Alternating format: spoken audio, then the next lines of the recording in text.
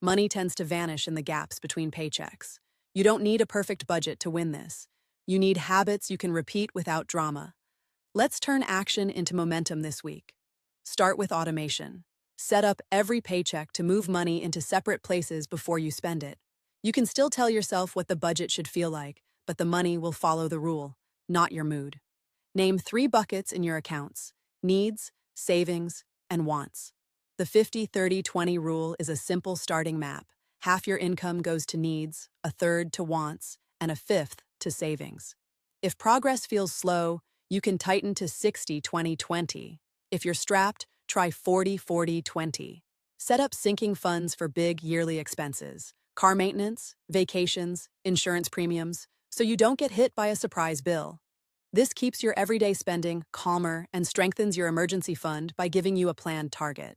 Before any discretionary purchase over $20, sleep on it for 24 hours.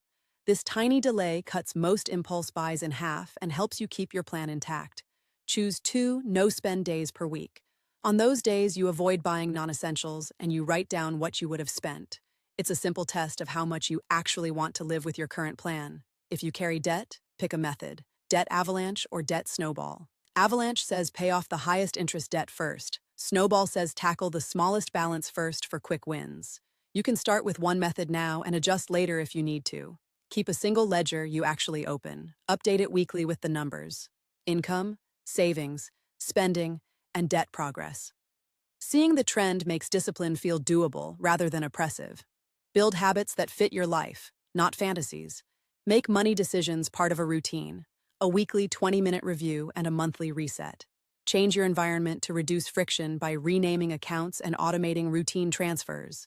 Discipline is a toolkit, not a punishment. Celebrate micro wins, like a week with no overdraft or a debt payment you didn't miss. If you slip, study what happened and adjust, then start again without guilt. Let's walk through one example. If you earn $3,000 a month and use 50-30-20, that's $1,500 for needs, $900 for wants, and $600 to savings. Automate the transfers and keep a small ledger. After a few months, you'll feel real progress in your bank balance. If you're freelance or have a regular income, keep a baseline. Base your plan on the average of the last 6 months, then increase savings when a good month comes.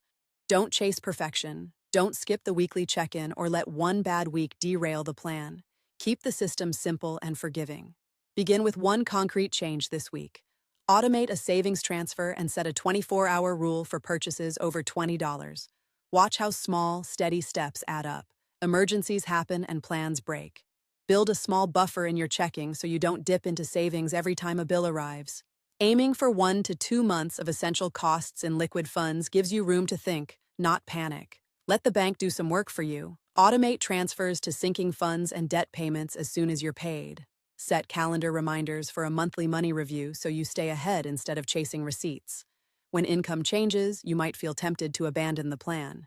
Instead, recalibrate gently, lower needs first, maintain a small savings pace, and communicate changes with a partner or friend who supports you. Small adjustments now prevent big slips later. Think of discipline as a long-term skill.